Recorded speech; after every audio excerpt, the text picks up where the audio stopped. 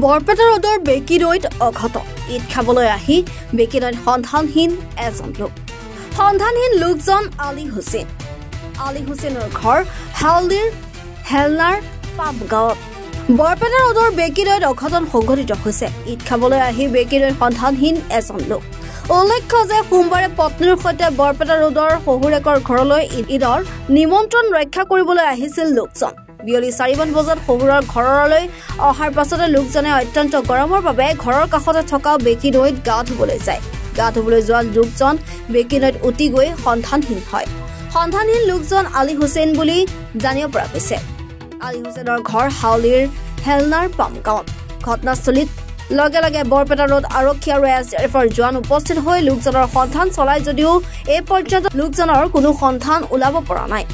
ইটানগৰত কৰ্মৰত লোকজনে পত্নীৰ সৈতে ঈদ খাবলৈ আহি এইদৰে সন্ধানহীন হোৱা কথাই অঞ্চলটোত শোকৰ ছাঁ পেলোৱা দেখা পোৱা গৈছে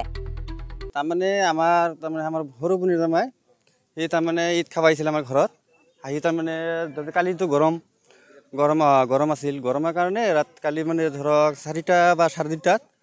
আহিছে সেই গাঁওদুবা এই নদীটো নামছে তাৰপিছত আমি পোৱা নাই আমি বিচাৰি আছোঁ এফডিচি বাহিনী আহিছে কালি এবাৰ और रोटर थाना ओसी सारे आइसिल आली हुसैन हाँ ईद खाब आइसिल हाँ हरु बने जमाई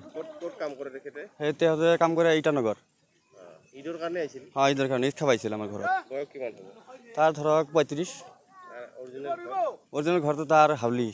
हेलना फार्म বুলি কয় বৰপেটা ৰোডৰ পৰা কৌশিক দাসৰ ৰিপৰ্ট এনি ভাৰত 24